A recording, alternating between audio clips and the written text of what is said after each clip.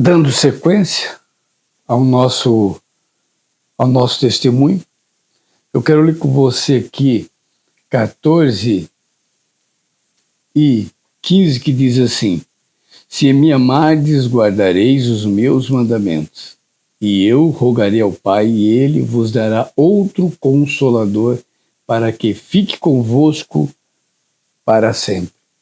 Eu vou continuar. Como uma pessoa pode influenciar outra? Como uma pessoa pode travar a vida da outra? E isso foi o que eu fiz. Eu influenciei outra pessoa com o meu desejo egoísta. Fique conosco.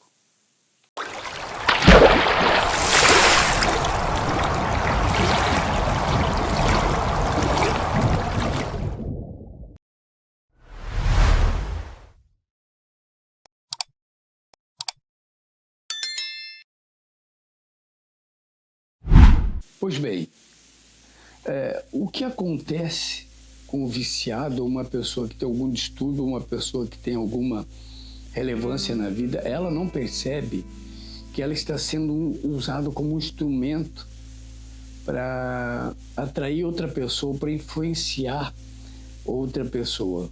Eu não conhecia o mandamento de Jesus. Eu podia até dizer que amava ele, mas eu não amava ele.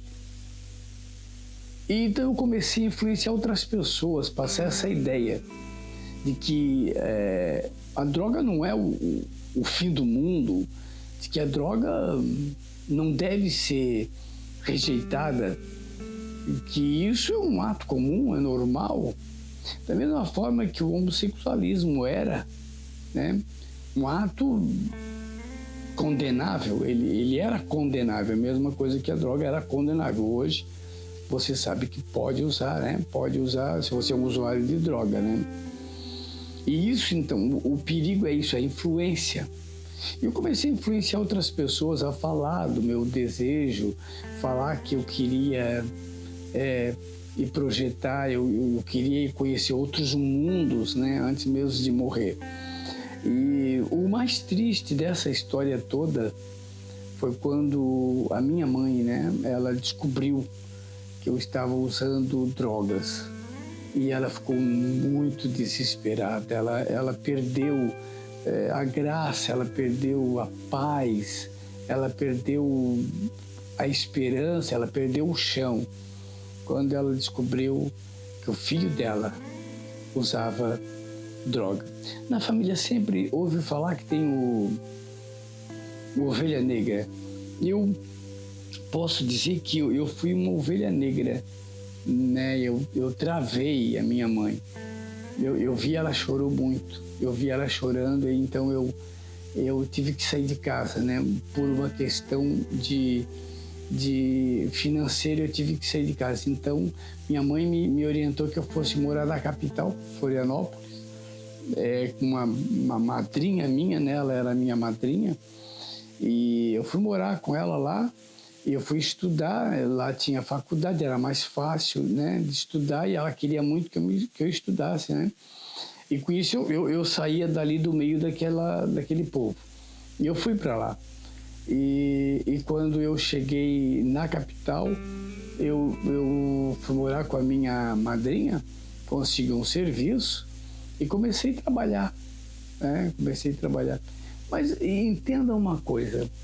Quando Satanás tem um plano na vida de uma pessoa, ele trabalha de qualquer maneira para atrapalhar a vida daquela pessoa. Só que a pessoa não veja, que era o meu caso. Eu não percebia que eu estava sendo atrapalhado, eu não percebia que eu estava sendo perseguido, eu não percebia o mal que eu estava fazendo para mim mesmo e para as outras pessoas que me amavam, que gostavam de mim, né? Nesse momento, a minha mãe já vivia em desespero lá em Itapirubá, enquanto que eu, a 200 quilômetros de distância, estava começando a achar outros amigos, né? E eu comecei a me envolver com outros amigos, e capital, meu amigo, é onde vai todo mundo. né? Vai todo mundo para ali. E eu saí da casa dessa madrinha, fiquei muito tempo ali. Ela até tentou me levar para a igreja, mas aconteceu um fato interessante nessa época. Nessa época, ela frequentava a igreja e ela me convenceu, né, a ir para a igreja com as meninas. Eram 3 meninas, 4 meninas. Eu ia para a igreja, frequentei a igreja com ela, mas não tinha nenhum apego à igreja. Mas como eu dependia do favor dela, e um dia ela me convidou para ser membro da igreja dela, e eu dependia eu morava de favor, então eu não podia dizer não para ela, né? E então eu aceitei. Eu disse, não, eu vou, né? Porque fica na igreja conosco, tal. E eu me converti ao evangelho sem entender nada, sem saber nada. Eu fui levado para a igreja e lá eles me batizaram. Eu não entendia nada, não sabia nada. Eu só queria ficar na casa dela, né? Só queria ficar na casa dela. Era isso que eu queria, nada mais. O que aconteceu? Quando logo em seguida que eu me batizei nas águas, eu comecei com outros amigos, então conheci 2 mineiros que trabalhavam na mesma empresa que eu, de vigilância, e nós intentamos de morar junto, né? E a gente alugou numa pensão lá do seu Chico, uma casa, né? Na verdade era um quarto, era uma peça com 2 quartos, né? 2 quartos e uma cozinha. E nós fomos morar junto, nós 3. E esse chamava-se Morro da Mariquinha. Do lado era o Morro do Mocotó, mas era um lugar muito perigoso, né? Um lugar que era acessado por bandido mesmo, né? Bandidos perigosos moravam ali do lado ali. E ali tinha uma frequência, né, de bandidos. E a gente foi morar naquele lugar. Então, para você ver o tipo de lugar que eu já comecei a frequentar. Então, para você ver, é isso que eu quero dizer, é a influência, né? Você vai influenciando e sendo influenciado. E então foi aparecendo pessoas que usavam drogas junto comigo. Apareceu o Gilberto, apareceu esse rapaz, o Gilmar, e nós se juntava ali, fazia uma turma muito grande e cada vez pior, né? Cada vez pior. Aí começou a fazer alguns pequenos delitos, e isso ali foi uma tristeza muito grande, né? Porque eu já não vivia mais. Eu não tinha mais prazer em trabalhar, não tinha mais prazer em estudar. Tentei vestibular umas 2 vezes e eu não consegui. Mas e foi me aprofundando nas drogas, cada vez mais, né? Cada vez mais. Graças a Deus eu nunca tirei a vida de ninguém. Fui ameaçado várias vezes, mas tive consciência, apesar de ser da maneira que eu era, né? Da maneira que eu era, eu tive consciência de que se eu tirasse a vida de outra pessoa, eu estava cometendo um baita de um crime, né? Isso ia acabar com a minha vida. Então, eu tinha essa consciência, isso me ajudou demais a me manter, né, na linha. Isso me ajudou muito, muito, muito, muito. Inclusive, um dia, um rapaz que era chefe de uma gangue desceu o aterro, né, da Bahia Sul, e ele chegou lá e quis a minha camisa. Do nada, assim, a gente estava usando ali, fumando, eles queriam a minha camisa. E eu disse, vou te dar minha camisa, rapaz. Ele disse, não, eu quero a tua camisa. Tu não vai me dar, eu quero a tua camisa. E simplesmente 2 seguranças que ele tinha disseram para mim, olha, se tu não der a camisa para ele, nós vamos tirar a camisa de ti, entendeu? E se tu insistir, nós vamos te moer. E eu pensei, fui inteligente na época, disse, não, mas eu vou ficar sem, eu vou ficar sem camisa, nós vamos te dar uma camisa. E ele me deu uma camisa e eu insisti com ele, que eu gostava muito daquela camisa. Ele disse, amanhã às 6 horas da tarde, aqui, nesse mesmo lugar, eu vou te devolver essa camisa. Eu só quero ir numa festa e depois te devolvo. Essas coisas assim me fizeram acreditar que esse tipo de gente eram pessoas de palavra, olha só. Eram pessoas que tinham palavra, que honravam com a palavra. E eu fiquei... no outro dia, eu voltei lá no lugar, esperei realmente. O camarada foi lá e devolveu a camisa para mim. Ainda perguntou se queria trocar por droga ou coisa assim. Eu disse que não. E não troquei. A minha vida ali na capital foi um tormento muito problemático. Depois de algum tempo, eu saí dali, né? Voltei para minha casa, fiquei pouco tempo na minha casa, coisa de meses, então eu voltei pior ainda. Aí eu voltei pior. Eu não tinha mais aonde dormir.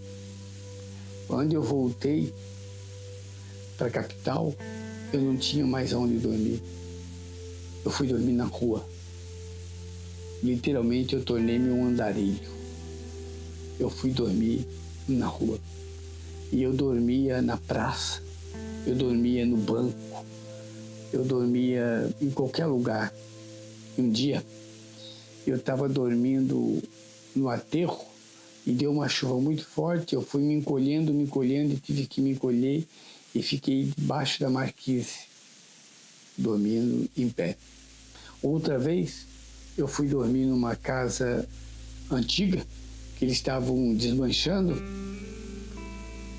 e aconteceu que apareceu alguém de noite, não sei, que foi até hoje, não sei, e quase me matou, né? Ele não me matou porque eu pedi misericórdia, gritei, ele tinha um bastão na mão, e eu juntei tudo o que eu tinha e eu fugi, fui embora. Mas aquilo ficou marcando a minha vida. Aí eu comecei a ser um pedinte, né? Além de ser andarilho, eu me tornei um pedinte. Eu não tinha onde morar. E nessa época eu comecei a pensar no que a minha madrinha falava. Eu comecei a pensar no meu coração: existe outra vida? Será que existe outra vida?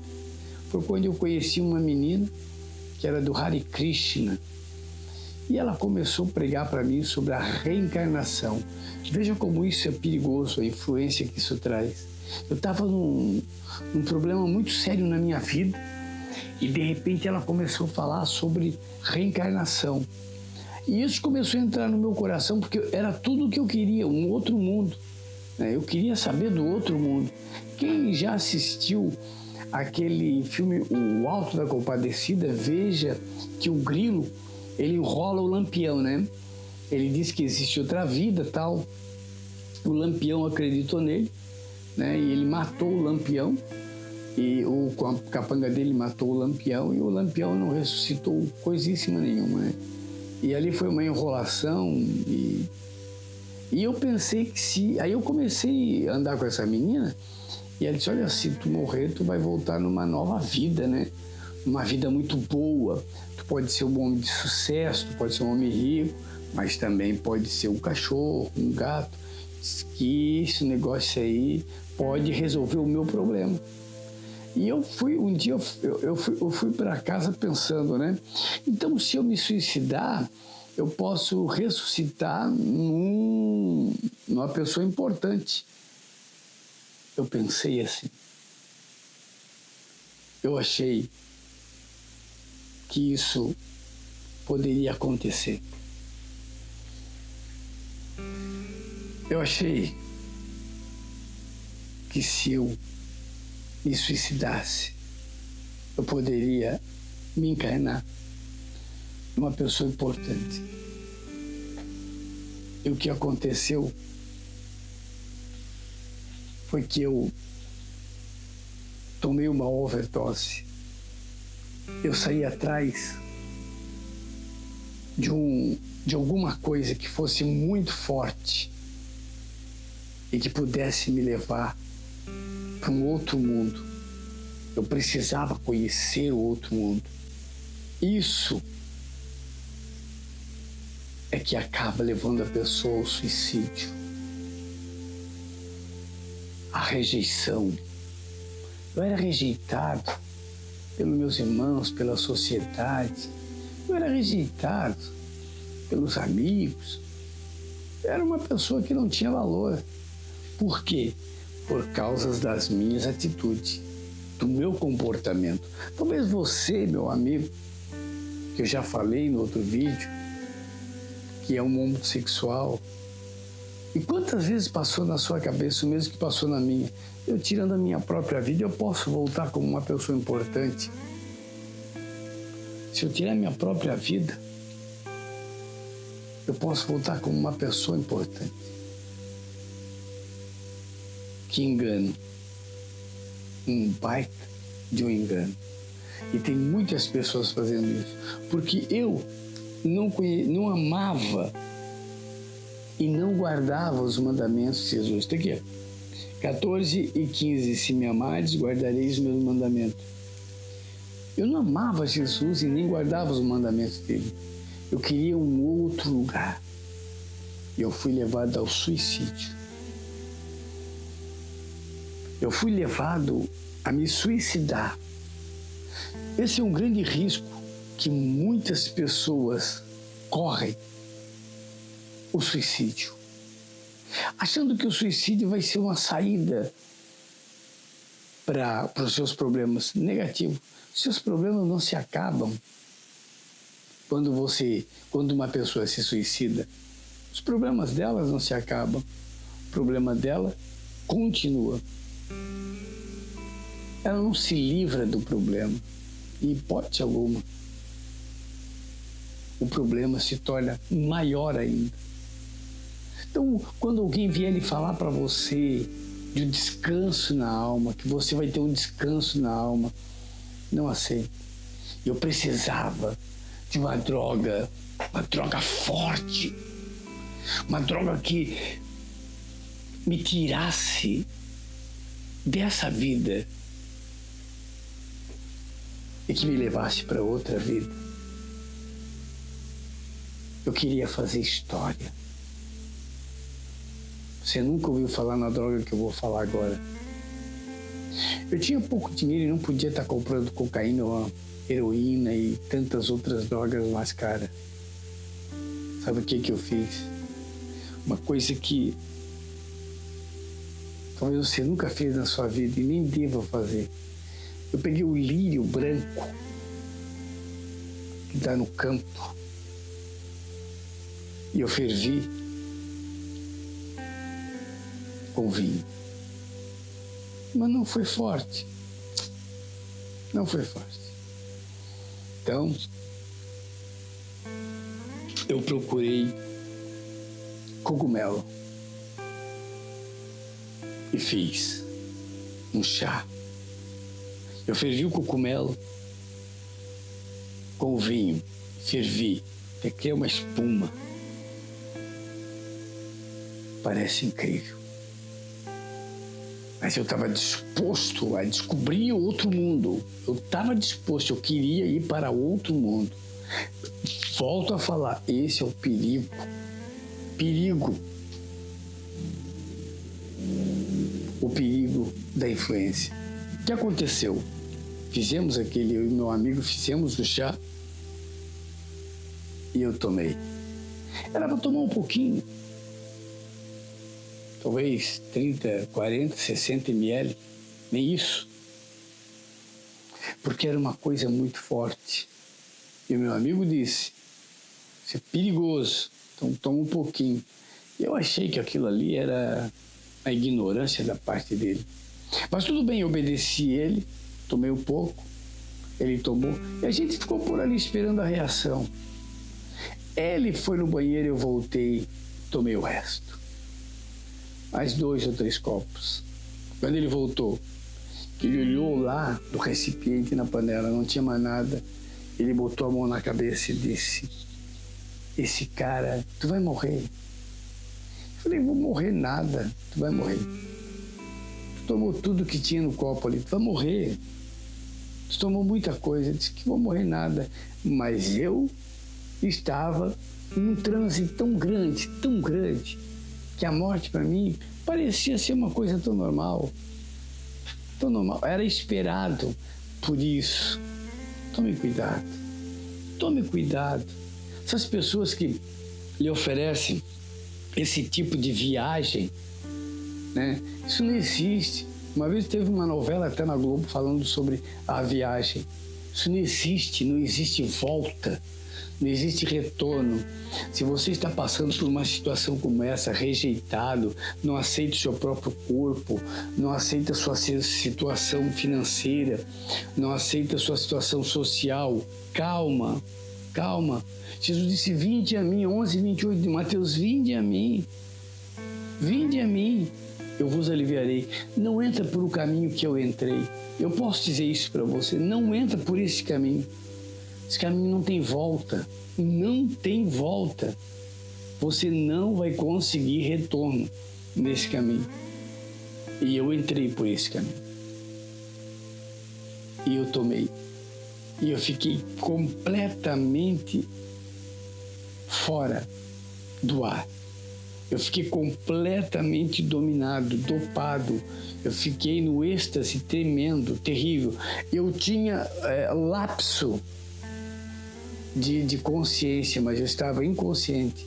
Eu andava pelas ruas, mas eu de 4 horas que nós estivemos andando, porque eu não conseguia ficar parado, eu vou me lembrar de uns 25 minutos. Eu estava perturbado, eu estava morrendo. Meu corpo estava entrando, ele ia ter uma coagulação. Meu corpo estava coagulando devido à mistura do cogumelo com o vinho, e meu corpo estava coagulando. Eu ia morrer. Eu estava morrendo. Eu ia morrer. Eu estava morrendo. Mas algo tinha que acontecer na minha vida. Eu esperava, pelo menos, que algo ia acontecer na minha vida. João disse, Jesus falou lá em João 14, se me amares, guardareis os meus mandamentos. Eu rogarei ao Pai e Ele vos dará um outro Consolador para que fique convosco para sempre. Eu não tinha ele. No próximo vídeo, eu vou contar para você o que aconteceu na minha vida. O que aconteceu. Como eu consegui, como Deus, como foi que eu estou aqui. Continue conosco. Deixe os seus comentários aqui. Deixe o seu comentário, comente conosco. Nos ajude a trazer mais assunto importante. Comentando, conte a sua história. Você passou por algo parecido, desse que eu estou passando, disso que eu estou contando? Você passou por algo semelhante a esse? Comente nesse vídeo, deixe seus comentários. É muito importante para nós saber como foi a sua história. Diga o seu testemunho, eu quero saber. E de repente nós podemos contar também o seu testemunho aqui no nosso canal. Fique conosco, tem mais uma parte ainda do meu testemunho.